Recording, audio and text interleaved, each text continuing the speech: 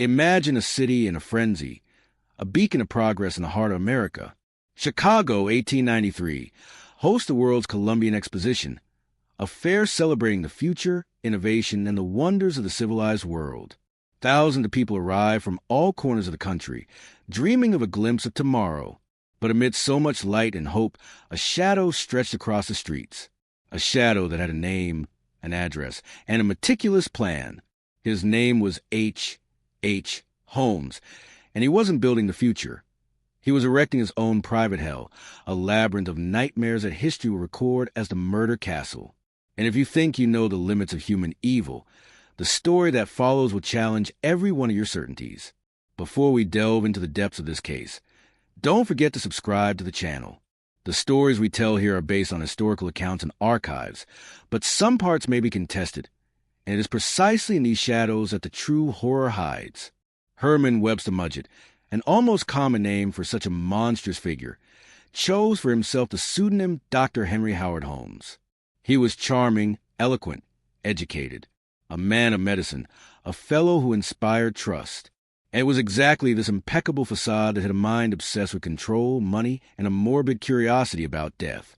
He saw the World's Fair not as a celebration, but as an opportunity, a constant river of lost souls, full of savings and far from home, perfect for disappearing without a trace.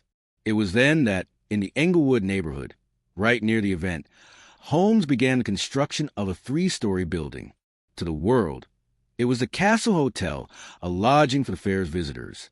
To Holmes, it was a personal project, a playground of death. He hired and fired numerous construction crews. No one knew the complete plan. The result was an architectural aberration, a labyrinth of more than 100 rooms, with corridors that led nowhere, doors that opened onto brick walls, and secret rooms. But the true wonders of the castle were not its strange layout, but its sinister adaptations. There were soundproof rooms lined with steel and asbestos. There were gas pipes that could be opened directly into the bedrooms, asphyxiating the occupants while they slept. There were trapdoors, secret slides leading directly to a dark, damp basement. And in this basement, Holmes set up his own theater of horrors. A dissection table, a vat of acid, a giant furnace, and a crematorium. All of this waiting for the victims. And they came, mainly women. Holmes attracted employees, girlfriends, wives. Women who, in one way or another, were under his emotional or financial control. He was a predator who used seduction and the promise of employment as bait. Julia Connor, one of his lovers, disappeared after he supposedly performed an abortion on her. Her daughter, Pearl, also vanished. Then it was Minnie Williams' turn, a teacher who had inherited a valuable property and who fell into the doctor's good graces. She disappeared, and the property was mysteriously transferred to Holmes. The whereabouts of Minnie's fiancée, Nanny Williams, also remains a mystery, and perhaps the most emblematic victim was Emmeline Sagrand, a secretary who worked for Holmes and with whom he had an affair. She was one of the many who entered the castle and were never seen again. How did he get away with it? How could so many people vanish without raising suspicions? The answer lies in the very nature of the era. It was an age of slow communication, of faulty records. People traveled to Chicago to start their lives over, and their disappearance was often attributed to them simply moving on. Holmes was a master at manipulating documents, at taking out life insurance loans fraudulently, at creating false identities. He was an artist of fraud, and homicide was just part of his lucrative business. The castle's basement was not just a place of murder. It was a death production line, where bodies were disassembled, dissolved in acid, or reduced to ashes in the furnace. The skeletons, it is said, were cleaned and sold to medical schools. Everything had a purpose. Everything was meticulous. The coldness with which Holmes operated is perhaps the most terrifying aspect of this entire story. But every fortress has its breach, and every empire of lies its breaking point. For Holmes, the fall began not with a murder, but with a fraud. He tried to pull an insurance scam with a partner, Benjamin Pitzel.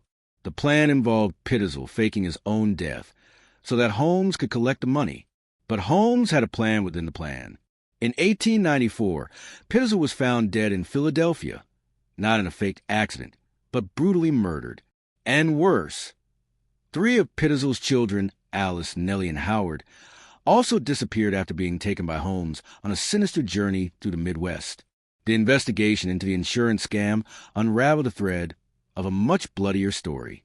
Detective Frank Geyer, an obstinate man, followed Holmes's trail city after city in a desperate search for the Pitzel children. What he found were empty hotel rooms, abandoned suitcases, and finally, the bodies of the two girls, Alice and Nellie, hidden in a trunk in Toronto. Little Howard was found in another city, also a victim of the same horrible fate. The discovery shocked the nation.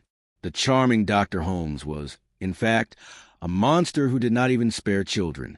Holmes's capture and subsequent trial were a media spectacle. The newspapers, hungry for a sensational story, nicknamed him the arch-criminal and painted his castle as an unprecedented killing machine. Holmes, ever the narcissist, seemed to even enjoy the attention. He gave interviews, wrote extravagant confessions, even claiming to have killed 27 people, a number that modern historians consider greatly inflated, perhaps in a final attempt to forge his place in history as the definitive serial killer. He confessed to crimes it was physically impossible for him to have committed in places he had never been. His narrative was a web of horrible truths and grotesque lies. In 1896, H. Holmes was convicted for the death of Benjamin Pitzel and sentenced to hang. On the eve of his execution, he confessed to some crimes, denied others, and told so many different versions that the complete truth became impossible to recover. But what happened to the murder castle? The epicenter of so much horror did not survive to become a macabre museum. In August 1895, months after Holmes's arrest, the building mysteriously caught fire. Some say it was an act of vandalism. Others, an effort by the new owners to collect insurance.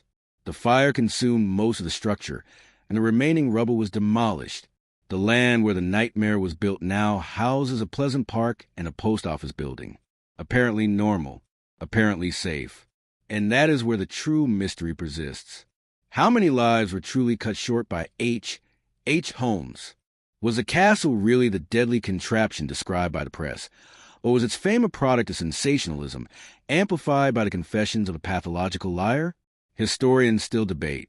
The line between the man and the myth is irremediably blurred. Was Holmes an evil genius or an opportunist who knew how to capitalize on the panic and morbidity of his time?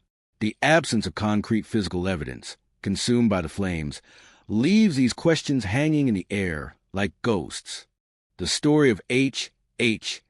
Holmes serves us as a timeless warning. A warning about the face of evil, which is rarely that an obvious monster, but rather that a charming man, soft-spoken and with an easy smile. A warning about how trust can be our greatest asset and our deepest vulnerability.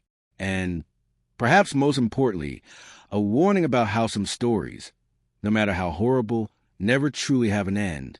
They simply echo, "And you, what do you think?" Was Holmes an unprecedented serial killer or a product of his time, a murderous con man whose legend far surpassed reality? Leave your opinion in the comments. The truth, like the murder castle itself, may be hidden behind a wall of bricks, waiting to be discovered.